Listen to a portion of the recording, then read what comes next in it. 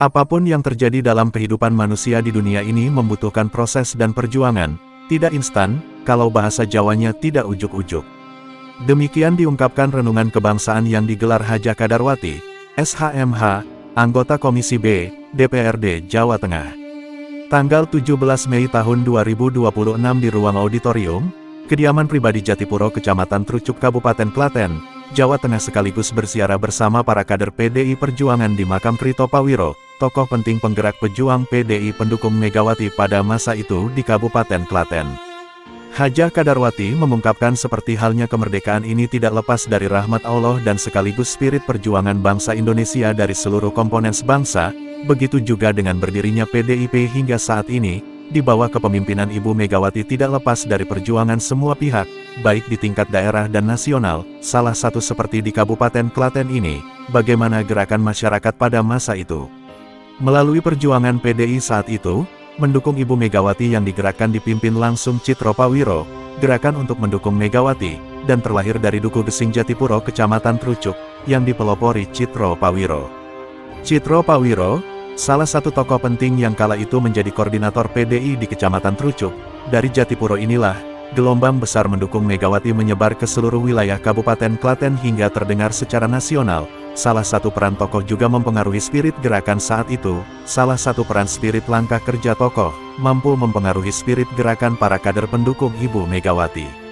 Sekedar catatan, ketokohan Citro Pawiro, ayah kandung Haja Kadarwati SHMH anggota DPRD Jawa Tengah ini, tidak asing bagi wilayah Kabupaten Klaten. Selain sebagai sosok pengusaha tembakau, sosok Citro Pawiro juga dikenal suka berbagi peduli sosial seperti salah satunya, memberi tanah milik sendiri untuk fasilitas umum dipakai jalan di Duku Gesing, Jatipuro sebagai penghubung jalan alternatif, hingga saat ini bisa dinikmati bersama pengguna jalan. Masih dalam keterangan di bidang ideologi, sosok Citro Pawiro memiliki jiwa nasionalisme dan berjiwa Pancasilais, bahkan kalau ada tamu berkunjung ke rumahnya selalu diajarkan nilai-nilai keluhuran Pancasila. Sosoknya dikenal suka ngomong memayu Hayuning Bawono, tokoh pemersatu. Semua perjuangan Citro Pawiro dilandasi keimanannya kepada Gusti Allah ingkang Moho Welas Asih, Tuhan Yang Maha Esa, sebagai wujud pengabdian dan rasa syukur atas nikmat anugerahnya, bahwa setiap langkah, berusaha diniati dengan menyebut nama Gusti Allah ingkang Makaryo Jagat. Bismillahirrohmanirrohim. Hal ini sesuai nilai-nilai luhur ajaran agama yang memancarkan di sila-sila Pancasila itu sendiri. Pada kesempatan itu Haja Kadarwati menyampaikan, hendaknya semua orang itu selalu, jas merah, jangan sekali-sekali melupakan sejarah. Karena semua yang terjadi di dalam kehidupan manusia itu membutuhkan proses dan perjuangan, tidak langsung jadi besar, apalagi bulan ini, bulan Mei sebagai kebangkitan nasional. Acara renungan kebangsaan tersebut, menghadirkan para simpatisan, kader dan pengurus ranting serta pengurus PAC PDIP Kecamatan Trucuk, tokoh masyarakat dan pemerintah Desa Jatipuro. Apa dan bagaimana giat renungan kebangsaan, yang digelar Haja Kadarwati SHMH anggota DPRD Jateng dalam melihat sudut pandang.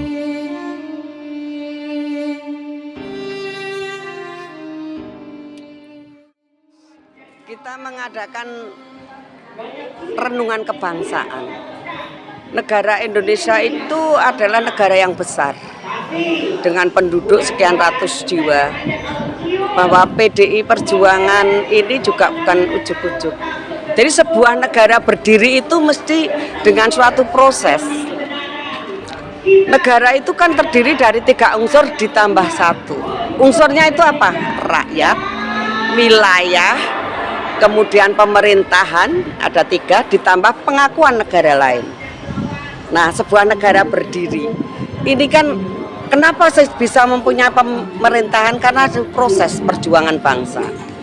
Nah, perjuangan bangsa inilah proses yang harus kita catat, kita ulang kembali, kita kenang kembali bersama-sama.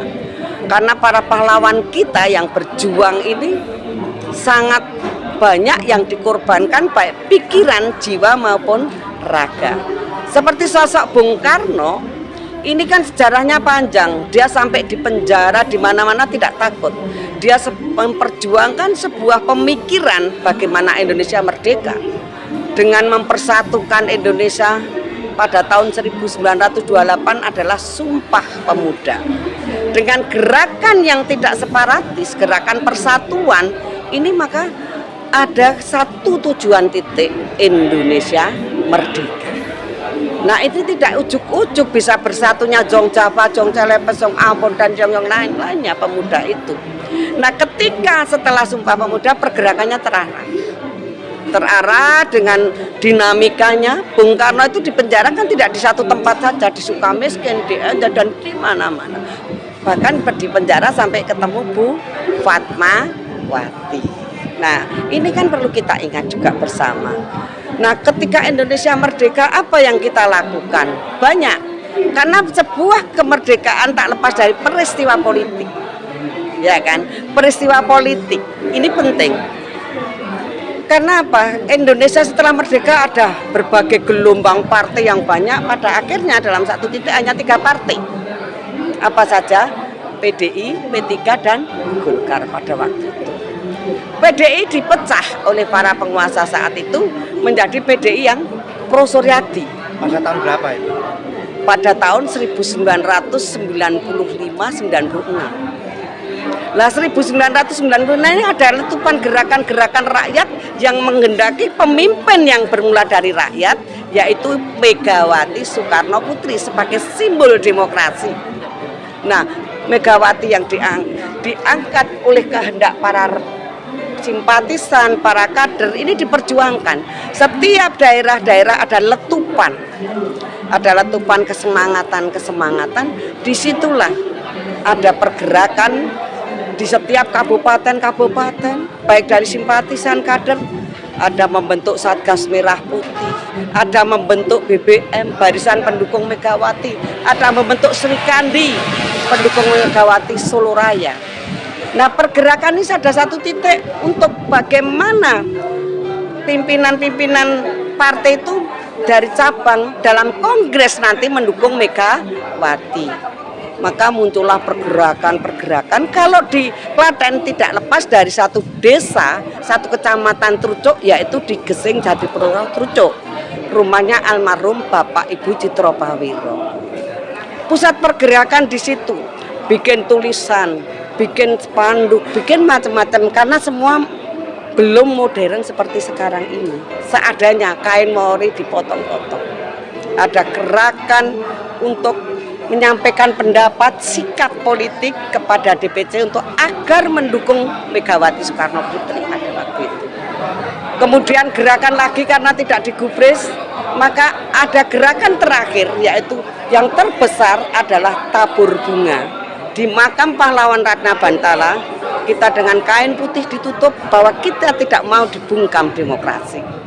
Kemudian pergerakan itu dari makam Ratna Bantala, para pahlawan kita jalan menuju DPC PDI. Di situ menyatakan sikap tetap untuk Bu Mega.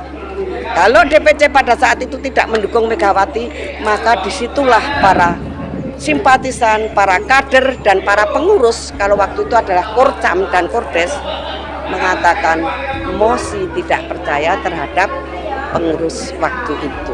Jadi sebuah pergerakan ini perlu kita kenal. Kita ingat kembali proses. Karena untuk menyemangati, untuk edukasi, untuk mendidik agar generasi penerus mengingat jasa para pahlawan, mengenang agar karakter anak-anak muda itu bisa dibangun. Karakternya bisa punya kekuatan, punya nilai-nilai moral yang tinggi, punya kekuatan yang luar biasa. Itu. Ya, kemudian juga untuk memberi penguatan kader kita.